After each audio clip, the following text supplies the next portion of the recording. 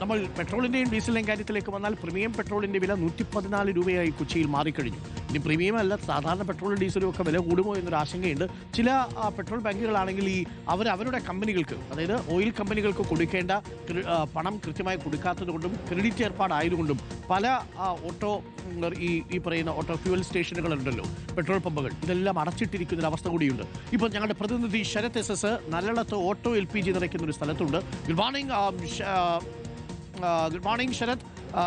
കോഴിക്കോട് എന്താണ് അവസ്ഥ? ഈ പെട്രോളിൻ്റെ വില വർദ്ധിച്ചിട്ടുണ്ട്. പ്രീമിയം പെട്രോളിൻ്റെ വിലയാണ് വർദ്ധിച്ചത്. സാധാ പെട്രോളിൻ്റെ വില ഇപ്പോഴും പഴയ നിലയിൽ തന്നെയാണ്. പക്ഷേ ക്രൂഡ് ഓയിലിൻ്റെ വില ഉയരുന്നതോടെ എപ്പോൾ വേണമെങ്കിലും വില വർദ്ധിക്കാമെന്നൊരു സാഹചര്യമുണ്ട്.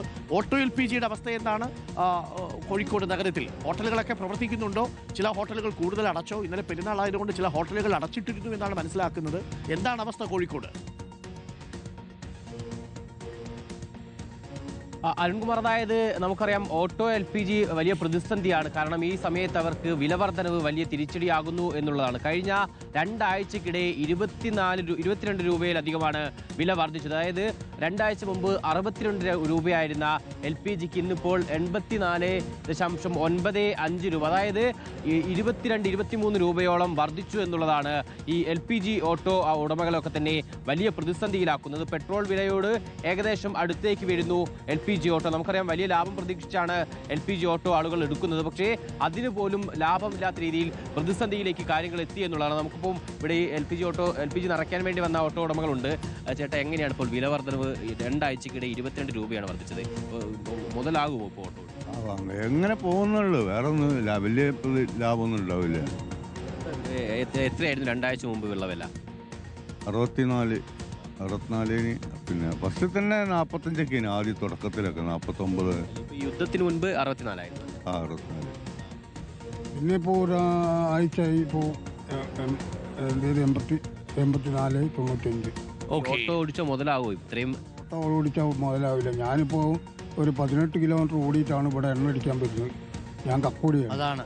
അന്നേരം അവിടെ നിന്ന് ഇങ്ങോട്ട് വരണമെങ്കിൽ ഏകദേശം ഒരു 600 രൂപ ഓട്ടോ ചാർജ് തന്നെ ഉണ്ടാവും. ഈ പറയുന്നത് പോലെ ഈ പമ്പുകൾ അങ്ങനെ എല്ലാ സ്ഥലങ്ങളും ഇല്ല. ഇന്ധനം നിറയ്ക്കാനുള്ള സംവിധാനം കോഴിക്കോട് നഗരത്തിൽ തന്നെ നല്ലടത്ത് മാത്രമേ ഉള്ളൂ. അതുകൊണ്ട് തന്നെ ഈ ഇത്രയും ദൂരത്തു നിന്നുള്ള ഓട്ടോകളൊക്കെ തന്നെ ഇവിടെ വന്നിട്ട് വേണം ഈ LPG. അതൊരു പ്രധാനപ്പെട്ട പ്രശ്നമാണ്. 10-18 കിലോമീറ്റർ ഓടിയിട്ട് വന്ന് LPG നിറയ്ക്കുന്ന ഒരു ഓട്ടോ ഡ്രൈവറെയാണ് നമ്മൾ കണ്ടത്. എങ്ങനെ മുതലാവും? വലിയ പാടാണ്. അതിനിടയ്ക്കാണ് വീണ്ടും LPG പെട്രോളിൻ്റെ വില കൂടുന്ന, LPGയുടെ വില കൂടുന്ന ഒരു സാഹചര്യം ഉണ്ടാകുന്നത്. പ്രീമിയം പെട്രോളിൻ്റെ വില കൂടുന്ന ഒരു സാഹചര്യം ഉണ്ടാകുന്നത്. ഗോപാൽ ശിലാസനൽ തിരുവനന്തപുരത്തുണ്ട്. പെട്രോൾ പമ്പിന് സമീപത്താണ് നിൽക്കുന്നത്. ഗോപാൽ ശിലാസനൽ, ഗുഡ് മോർണിംഗ്. എണ്ണവില കൂടുന്നു. പ്രീമിയം പെട്രോളാണ്. സാധാരണ പെട്രോളും ഡീസലും വലുതായിട്ട് കൂടിയിട്ടില്ല. പക്ഷേ അത് എപ്പോൾ വേണമെങ്കിലും കൂടാമെന്നൊരു ആശങ്ക നിലനിൽക്കുന്ന സാഹചര്യമാണ്. യുദ്ധം തുടർന്നാൽ കുറച്ച് സങ്കീർണമാണ് പ്രശ്നം. എന്താണ് തിരുവനന്തപുരത്തെ അവസ്ഥ? ഈ പ്രീമിയം പെട്രോളിന് മാത്രമാണ് വില കൂടിയിരിക്കുന്നത്. ഒരു ആശങ്കയുണ്ടോ വണ്ടി ഓടിക്കുന്നവർക്ക്?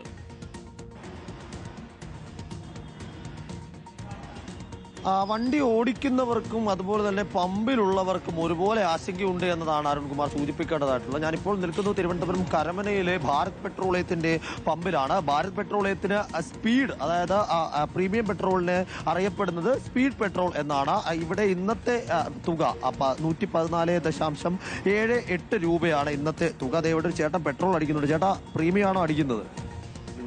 പെട്രോൾ ആണോ പ്രീമിയം ആണോ? അതെ. പ്രീമിയം വില കൂടിയിട്ടുണ്ട്. 2 രൂപ 3 രൂപ അടുപ്പിച്ച് കൂടിയിട്ടുണ്ട്. അറിഞ്ഞില്ല. പതിവായിട്ട് സാധാ പെട്രോളാണ്. നമുക്ക് ഈ കൂടുതൽ ആൾക്കാരും ഈ ബൈക്കിലൊക്കെ സാധാ പെട്രോളാണ് അടിക്കുന്നത്. നമുക്ക് ഈ പമ്പിന്റെ മാനേജർ ചേട്ടനുണ്ട്. ചേട്ടാ, എന്താ ഒരു അവസ്ഥ? ആ പെട്രോൾ വില കൂടിയതൊക്കെ ബാധിക്കുന്നുണ്ടോ? കച്ചവടത്തേക്ക് ബാധിക്കുന്നുണ്ടോ? ബാധിക്കുന്നില്ല. ആ റേറ്റ് ആവശ്യമുള്ളവരെ അടിക്കുന്നു. പ്രീമിയത്തിന് കൂടുതൽ കസ്റ്റമേഴ്സ് ഉണ്ടോ? ഉണ്ട്. പ്രീമിയത്തിനാണ് ഇപ്പോൾ പമ്പിലെ അവസ്ഥ. ചില പമ്പുകളൊക്കെ നേരത്തെ പറഞ്ഞതുപോലെ നഗരത്തിൽ അടഞ്ഞു കിടക്കുന്നുണ്ട്. അത് പെട്രോൾ കിട്ടാത്തതുകൊണ്ടോ ഡീസൽ കിട്ടാത്തതുകൊണ്ടോ അല്ല. അതുകൂടി പ്രേക്ഷകരൊന്ന് മനസ്സിലാക്കുക. നമ്മൾ അന്വേഷിച്ചപ്പോൾ മനസ്സിലായത് അവരവരുടെ കമ്പനികൾക്ക്, ഇപ്പം ഇന്ത്യൻ ഓയിൽ ആണെങ്കിലും HP ആണെങ്കിലും അവരുടെ കമ്പനികൾക്ക് കൊടുക്കാനുള്ള ക്രെഡിറ്റ് പണമുണ്ട്. അപ്പോൾ ആ പണം കൊടുക്കാത്തത് കൊണ്ട് അവർ തൽക്കാലം നിർത്തിയിരിക്കുന്നു എന്നുള്ളതാണ്. ക്രെഡിറ്റ് അടിസ്ഥാനത്തിലാണ് ഈ സ്ഥാപനങ്ങളെല്ലാം പ്രവർത്തിച്ചുകൊണ്ടിരുന്നത്. അതുകൊണ്ട് പെട്രോൾ പെട്ടെന്ന് ഇല്ലാതായി എന്നാരും കരുതി പാനിക്കാവേണ്ട ആവശ്യമില്ല.